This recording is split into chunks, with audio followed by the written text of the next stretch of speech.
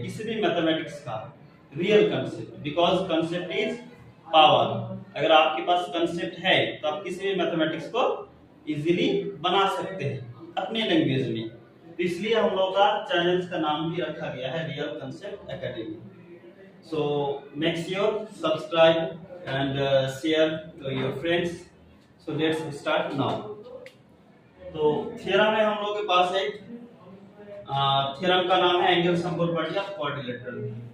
Angle sum property of a quadrilateral, बहुत ही famous theorem है।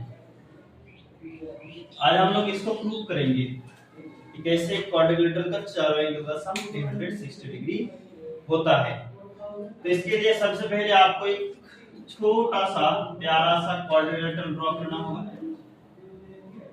मैं यहाँ पे एक क्वाड्रिलेटरल ड्रॉ कर लिया। इसका नाम रख देते हैं A B C D. Okay, तो यहाँ पे चारों एंगल्स दिख रहा है आपको, angle A, angle B, angle C and angle D. ये करने के बाद आपको एक कंस्ट्रक्शन में करना पड़ेगा, एक डायग्राम ड्रॉ करना पड़ेगा थ्रू पॉइंट ए एंड सी। तो इसको प्रूव करने के लिए हम लोग स्टेप बाय स्टेप यहाँ पे स्टार्ट करते हैं। सबसे पहले आपको लिखना पड़ेगा गिवन। क्या लिखना पड़ेगा? गिवन। गिवन क्या दिख रहा है? A B C D is a quadrilateral.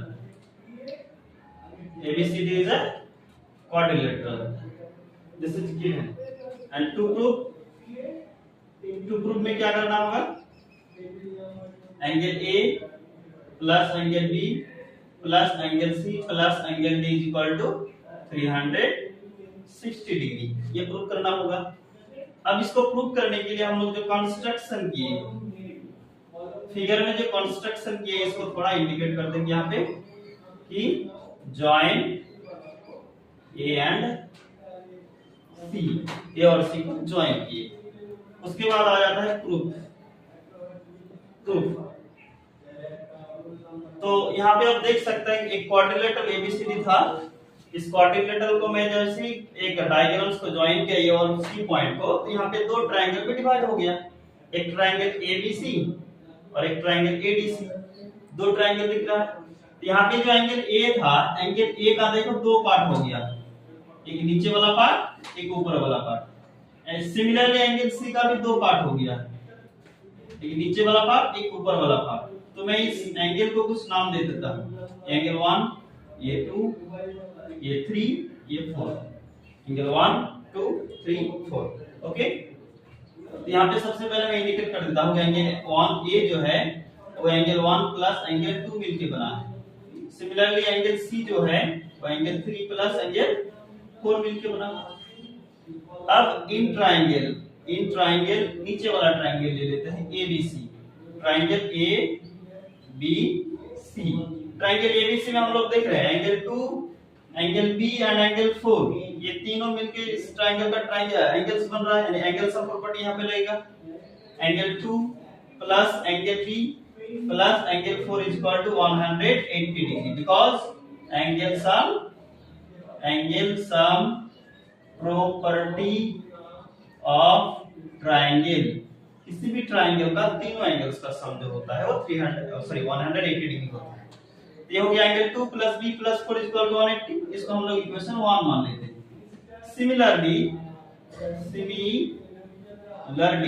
In triangle ऊपर भी देखिए ट्रायंगल बना एडीसी, इसको ले लेते हैं ट्रायंगल एडीसी। इसमें क्या होगा? इसमें भी देखिए एंगल 1, एंगल डी और एंगल 3, तीनों angle 1 plus angle D plus angle 3 is equal to 180 degree. Same reason angle sum property of triangle, angle sum property of triangle, इसको हम लोग इक्वेशन 2 मानेंगे। क्लियर यहां तक? अब इक्वेशन 1 में देखिए angle 2 plus angle B plus angle 4 is equal to 180, और इक्वेशन 2 में angle 1 plus angle D plus angle 3 is equal to 180। Now Now equation 1 plus equation 2, equation 1 और इक्वेशन 2 को ऐड करेंगे। कैसे ऐड करेंगे? लेफ्ट हैंड साइड के साथ left hand side and right hand side के साथ राइट हैंड साइड। तो इक्वेशन 1 के लेफ्ट हैंड साइड में है angle 2 plus angle B plus angle 4, angle equation 2 के लेफ्ट हैंड साइड में है angle 1 plus angle D plus angle 3। Equation 1 का राइट हैंड साइड में था 180 और इक्वेशन 2 के राइट हैंड साइड में था 180 प्लस 180। अब देखिए यहाँ पे एंगल बी और एंगल डी तो चाहिए हमको, इसके अलावा एंगल सी और एंगल ए भी चाहिए। तो एंगल ए देखो यहाँ पे एंगल 1 और एंगल 2 मिलके बन रहा था, तो एंगल 1 और एंगल 2 को मैं एक जगह करूंगा, एंगल 1 प्लस एंगल 2 और एंगल बी को लिख दूंगा प्लस बी के बाद सी आता है, सी देखिए 3 और 4, तो 3 और 4 को एक जगह लिखूंगा, 3 और 4 angle 3 plus angle 4 plus angle D equal to 180 plus 180 360 degree. Now angle 1 plus angle 2 क्या था? एंगल 1 ए था, एंगल 1 प्लस एंगल 2 की जगह एंगल ए लिख देंगे, एंगल बी की जगह एंगल बी आ जाएगा, और एंगल 3 प्लस एंगल 4 यहाँ पे एंगल 3 प्लस एंगल 4 ये था एंगल सी, तो इसकी जगह आ गया एंगल सी और एंगल डी लास्ट में रहेगा देन 360।